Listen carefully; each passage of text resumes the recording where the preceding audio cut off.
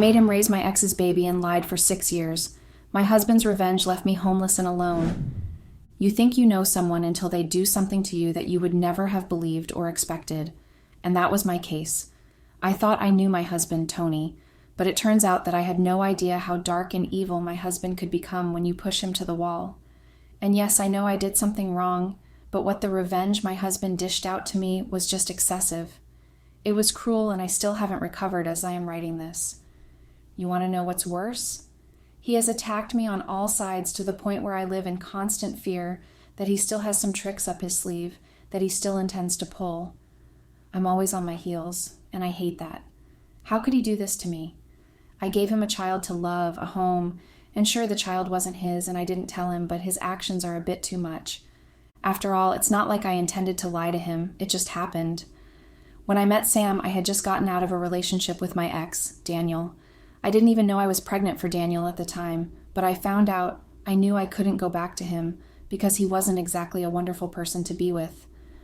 But I couldn't tell my parents either. They were strict, and I knew they would have my head if they found out that I was pregnant and I wasn't even married to the man responsible for the pregnancy. I felt lost. But then I met Sam. He was just as lost as I was. His wife had died a year before we met, but he was still consumed by grief and loneliness. I don't even remember the details of how we started talking. I was already falling for him because he was a good person.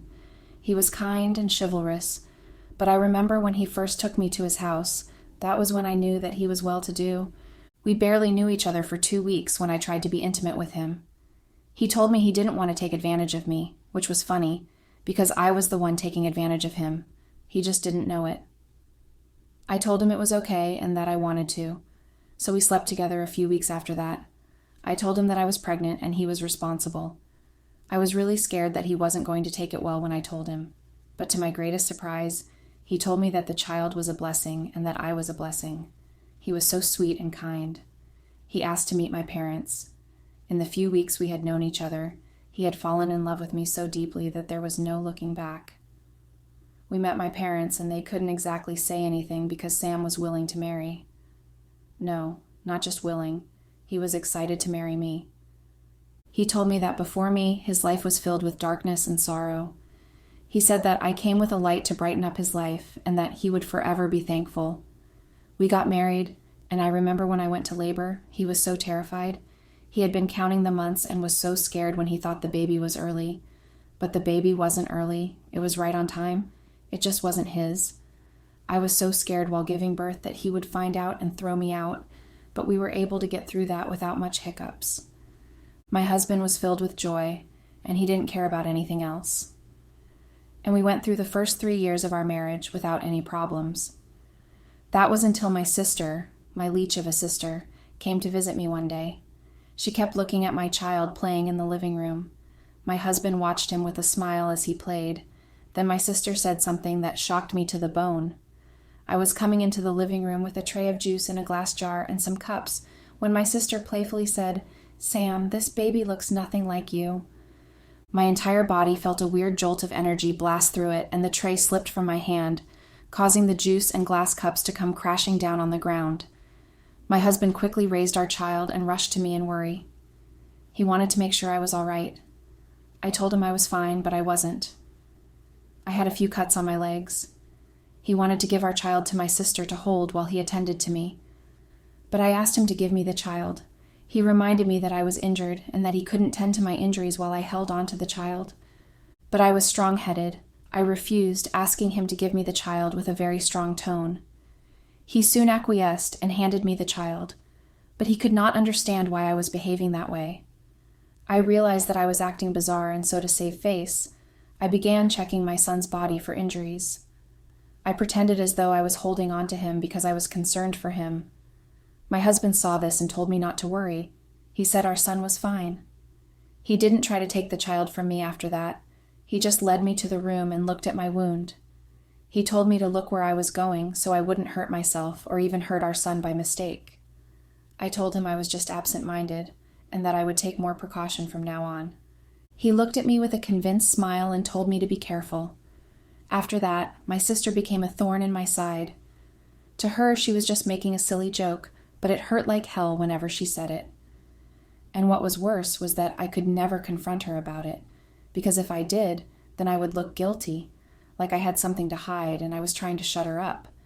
But I threw all that logic out the window when she came over one evening. Sam and I were going for a date because it was our 4th-year anniversary. We needed someone to help us babysit. She was available, so I asked her. Just as we were leaving the house, she carried our son in her arms and waved at us, telling us to make an effort to make another child. She then playfully added that perhaps the next child would look more like my husband. When I heard it, I paused and asked my husband to wait for me in the car. He went ahead while I went back to confront my sister. I grabbed her arm and gave her a strict warning. I told her that I didn't know why she was making all those stupid jokes, but that I didn't want to hear of it anymore. My grip on her arm was so tight that she pleaded with me to let go because I was hurting her. I told her to first tell me that she understood, and she did. Then I let go of her. The part of her arm I held had now turned red, and I was just glad that I had given her a piece of my mind. She knew better than to cross me after I had spoken to her like that. I went out with my husband, and we had a nice day. After that day, my sister never made any of those stupid jokes again. In my heart, everything was settled, my marriage was okay, my life was going just fine. But then, all that shifted in just one day. I was home alone when I got a message from my sister, telling me that she knew the truth. There was only one truth I cared about hiding in the entire world, so I hurried to her in fear. She was in her house when I got there. I asked her what she thought she knew, and while we were busy arguing, my ex, Daniel, came in. It was like they had both ganged up against me. I was so shocked to see Daniel that my heart felt like it had dropped into my stomach. I asked him what he was doing here, and he told me that he wanted to know the truth. I asked what truth he wanted to know. I reminded him that whatever life we had together ended the day we broke up. I reminded him that I was a married woman. Then I turned to my sister and asked her what stupid game she was playing. She then pulled out her phone and showed me a picture of my son that was on my social media page. She told me that since that day I warned her about making her stupid jokes, she couldn't stop thinking about it. She knew my son looked like somebody else, but she just couldn't remember who. She then asked if I could see the resemblance. She stood beside Daniel and held the picture forward so I could look at the picture of my son and look at Daniel as well. "Is this my son?" Daniel asked me, and I didn't even let him breathe after asking that question. I denied fervently, and I told my sister that I knew she was evil and that she had always wanted to destroy my happiness. My sister got angry because of what I said, and she told me that I always behaved like I was better than everyone else, but I was just a snake who would do anything to save face and look good. We argued, and I strictly told her and Daniel that my son was Sam's son. I told Daniel that he couldn't father a child even if he wanted to. Our confrontation took quite some time, but after I was done giving them both the answers they deserved, I walked out of the house. I told my sister to never come close to me and my family ever again, and I told her that she was no longer my sister. I marched out of the house with anger raging through my veins and got into the car. I picked up my phone, which I had left in the car, and saw over 20 missed calls from my husband. There were texts as well, asking where I was and that our son's life was in danger. I was so terrified, I quickly called Sam and asked him what happened. He was so angry at me, and he scolded me for not picking up my calls when he called me. I apologized and asked him what happened. He told me that they were in an accident and my son was in surgery. I almost fainted when I heard this. I asked for the hospital they were in and quickly hurried to the hospital. It was a long ride, so I drove like someone whose entire life was hanging by the thread. I needed to get there as soon as possible because I couldn't let anything happen to my son. I didn't know if me being there would make any difference, but I knew I had to be there. When I got to the hospital, I approached my husband and asked him where our son was. He said our son was still in surgery. I was panicking and he was angry but was trying to calm me down. While all that drama was going on, a doctor approached us and I quickly asked him what was going on. I told him I was the mother of the child. He looked at me for a few seconds as though he had a lot to say, but not enough time to say it. The doctor told me that there was too much blood loss during the surgery, so my son needed blood transfusion. My husband then told me that he gave his blood, so I didn't need to worry. The doctor took a deep breath, looked my husband in the eye, and said, "Your blood type isn't compatible to use. In fact, it's genetically impossible for you to be his father." Sam was quiet. He didn't know what to answer. It was like the universe had conspired against me that day. I couldn't let a secret I had hidden for 6 years suddenly come to light in such a playful manner, so I challenged the doctor. I told him that he was a quack and that I needed a real doctor. I asked him to run the test again. He told me that they checked several times to be sure, but the truth was clear. When I tried to challenge some more, the doctor outrightly told me that he didn't want any problems. He said that one of two things was the case here. Either our son was adopted, or he was from another father. I felt insulted because the doctor was openly insinuating that I had been unfaithful to my husband. I angrily tried to slap him, but Sam caught my hand and shouted, "Enough!" The way he scolded me was terrifying. The doctor then said that our son would be fine because they were going to use blood from the hospital's blood bank for the surgery. My husband told him to do whatever it takes to save our child, no matter the cost. The doctor walked away, and my husband let go of my hand. The cat was out of the bag, but I was still trying to force it back in. I looked at my husband and told him that he couldn't believe what that doctor was saying because the doctor was absolutely clueless. My husband didn't say anything. My kind Sam was exuding an aura that was more chilling than an iceberg. His face was as still as a painting, not shifting or even blinking. His expression didn't change, and he slowly turned his face to me. He didn't look angry. He just had an eerily still expression that made me shiver. It was disgusted clarity. It was as though the mask that was hiding who I truly was had been taken off, and he was seeing me for who I truly was, and he was repulsed by it. He didn't scream or scold me. He didn't even cry or break anything. I was expecting some sort of reaction, but all he did was mention the amount of time we had been married, and that was 6 years. He said it 2 more times and began walking away. I fell to the ground and held his feet, pleading him not to leave. I told him that I didn't have any other choice, and that I couldn't live without him. He looked down at me and simply pulled his leg out of my grasp and walked away.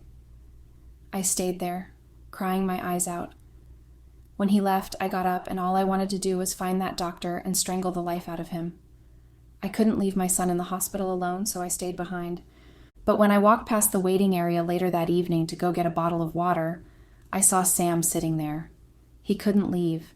He loved our son, and even though he had just learned that he wasn't the father to the child, he still couldn't stop loving him. But when I tried going to talk to him, he just got up and went to another part of the hospital.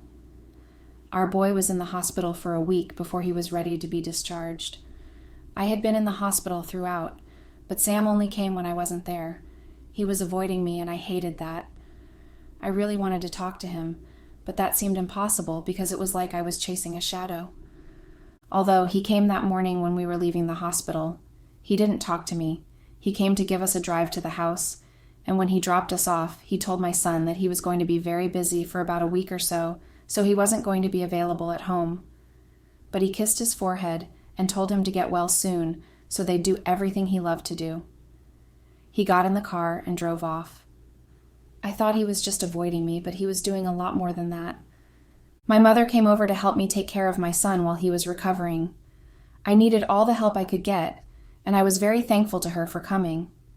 She asked me if I had spoken to my sister recently, and I told her that I hadn't. I didn't want to even hear my sister's name. She was a sinister, vile witch who just wanted to tear me down. About 3 days after we got back from the hospital, my husband's secretary came to the house. He dropped some documents he needed me to sign. Sam made me the signatory to quite a number of things, especially around the house, so every month I had to sign off on some things. I had done them so many times that it became a bore.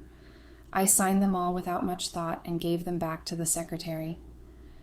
Then that evening, I left my son with my mother and went to a restaurant. I was tired of being confined to the house every day. I needed a breath of fresh air. I was a regular at the restaurant I went to. I sat there alone, ate to my full, had some wine, and when it was time to pay, my card was declined. I tried all my other cards, and they all had the same issue. I immediately called my husband and complained about the cards. He told me that he canceled my cards, all of them. Before I could even ask why he did that, he ended the call. I tried calling him back, but his number was suddenly switched off. I called his number several times, but it was still the same issue. I then tried paying for my meal with money from our joint account, but it was entirely empty. There wasn't even a dime inside the account. My husband had moved it all. That was when it all dawned on me. That was what he had been doing all week. He was busy quietly moving assets, draining our joint accounts, and canceling all the credit cards linked to my name. I felt so embarrassed. I didn't know what to do. Thankfully, I had some cash in my wallet, so I used it to pay. I left the restaurant and went to look for my husband. I went to his office, but it was only his secretary that was there. I asked him where my husband was, and although he was adamant to give me his location, he surrendered and told me. I went to the hotel my husband was staying, not knowing that I was going to be met by the biggest shock yet. I knocked on his hotel room door, and he didn't even look shocked to see me. It was like he was expecting me. I shouted at him, telling him that he embarrassed me in the restaurant and that I would never forgive him for such nonsensical behavior. He laughed and asked which of us was supposed to be begging for forgiveness. My husband looked like a different person entirely, and the way he talked, he had always been a decisive man. And I knew he was angry, but I also knew that he loved my son as his own, so he wasn't going to do anything rash. Besides, I was going to use that love he had for my son to pressure him into what I wanted. Those were the thoughts I had, and I had no clue how far ahead my husband was. When I was thinking of taking my first step, he had already taken 10 steps. I told him that I needed my cards to start working again, or else I would sell our cars. He laughed and told me that they were his cars, not ours. He said that I had no property, that I had nothing. I laughed and told him that I might not know much about property law, but I knew that we had marital properties. He told me that I signed away my legal separation of finances and properties, and that since he was the original owner of everything, everything came back to him. I argued with him, telling him that he needed my signatory. He told me that I signed off on it that morning when his secretary brought a lot of documents for me to sign. I signed it without knowing. He told me I had no access to any of his funds any longer, and that this was just the beginning. My knees felt weak, and I soon fell to my knees. I couldn't even find the words to begin expressing anything. He was about to leave the room, but he paused and told me that he was going to have something delivered to the house, but since I was there already, I could take it with me. He walked to a drawer and pulled out a document. He dropped on the floor in front of me and said that he had the best and most brutal lawyer money could get. I didn't know what he was talking about, so I slowly opened the document, and it was divorce papers. The most funny part of it was that he was requesting full custody of my child as well. I couldn't believe Sam. He asked me to get a lawyer and that he would see me in court. He knew what he was doing. I had no access to funds anymore, and for me to get a lawyer, I would need money. Sam walked out of the hotel room, leaving me there. I felt the walls closing in. It was as though he was hitting me in vital points, and I could already feel like the world was ending around me. When I got home, I saw my sister at home with my mother. I was already frustrated and angry, but seeing my sister there just made me explode like an active volcano. I screamed and yelled at her, calling her all sorts of names and telling her that she had no right to be there. My mother didn't know what was going on, so she was annoyed by my behavior.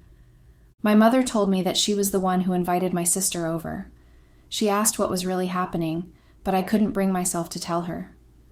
Thankfully, my son was asleep because my sister told my mother that my son wasn't from my husband, but from my ex.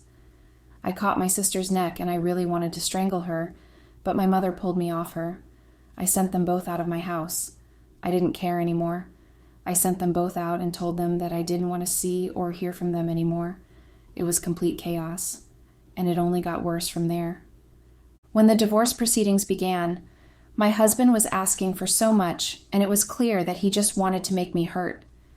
And I hated him for that. He was a man, yet he was acting like a little kitty who held grudges and took revenge. I hated that. For the divorce, he wanted to take the house we lived in. He wanted to send me packing, and I fought back. But the house was in his name, and it was an inheritance from his parents, so there was no way I was going to win that one. Then for the custody of my son, his lawyer argued that I was unfit to be a mother. The lawyer cited that I lied to my husband for years and caused him so much emotional abuse, and asked what would keep me from doing something just as hurtful to my son. I didn't even understand what he was saying because it didn't make any sense to me, but I annoyed the living hell out of me. They called me incompetent, called me a gold digger who could work for herself. They brought to light that I had no source of income, so I wouldn't be able to provide for the child. He was given temporary custody of my son, at least until the divorce process was over. And goodness, it was a rigorous process. And as though all that was not enough, he practically completely murdered my social status, because after I moved out of the house, I didn't have anywhere to go. And my friends I used to hang out with regularly saw me sitting on the roadside with my box.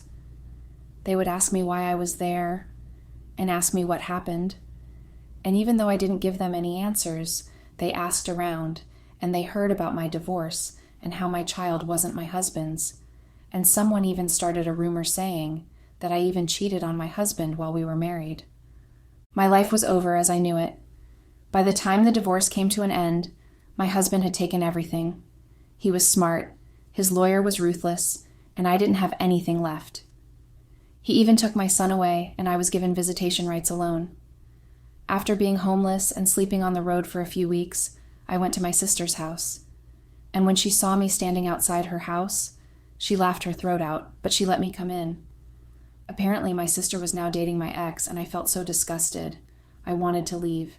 Hearing that Sam had custody of my son, my ex suddenly decided he wanted to be a father. He wanted to fight for custody of my son. And at that point, I found myself praying that Sam wins. His case never even saw the light of day. Sam practically killed it before it even came up. I don't know exactly what happened, but Daniel looked terrified and just decided he didn't want custody anymore. It was as though my husband was just flexing his power, showing everyone just how far he is willing to go to get what he wants. I made an enemy, and now I can only see my son if my husband allows it. I couldn't stay with my sister because my ex was coming to visit so frequently, so I thought of moving out and maybe going back to stay on the road and sleeping under bridges, because that's better than whatever is happening to me under this roof. Me considering moving out doesn't even matter because I don't even have a choice. My sister has nagged me about leaving her place and how I inconvenienced her and her boyfriend. I can't believe I'm homeless, alone, and so lost. I don't know how my life got so bad. Update. It's been so many months since all that drama transpired. I think it is completely correct to say that I hate everyone around me. My husband, who used to kiss the floor I walk on, now despises me. And it is as though he had made it his life's mission to torment me. And for what? Because I didn't tell him that the child was his own? I mean, what difference would it have made if I told him? The main point is that I gave him a family to call his own. I made his cold and lonely house a home, and the way he could repay me after all I had done for him was to cast me aside because of a lie I told. You want to know what the funniest part is? He told me that I could visit my son once in a while, but after the divorce and everything was settled, he relocated with my son. So even if I wanted to see my own child, I wouldn't be able to because I can't afford it. I can barely afford a single meal a day. And just to spite me, Sam sends regular updates about my child and the great time they are having together. What's even more heartbreaking was the last video he sent me. Apparently he is now dating, and it looks serious. In the video, my son was calling his new girlfriend Mom. I couldn't believe it. That shattered my heart to so many tiny pieces. When I watched that video, I felt like flying to wherever they were and taking my child from them. But I couldn't do that. The truth is that, deep down, I know for a fact that my son was better off with Sam than with me. I couldn't give my son the life that Sam was giving him, the accommodation, the clothing, the food, education, name it. But I still hated Sam because he stole my dream. He stole my perfect life. Looking back at my life, if I could change anything, I would make sure my husband and my son never went out that day and got into an accident. Because the accident was the beginning of all my problems. I don't regret what I did because I wasn't hurting anything. And let's be honest, if Sam never found out that my child was not his own, we would have lived happily ever after. So the fault is all on him for ruining something so beautiful.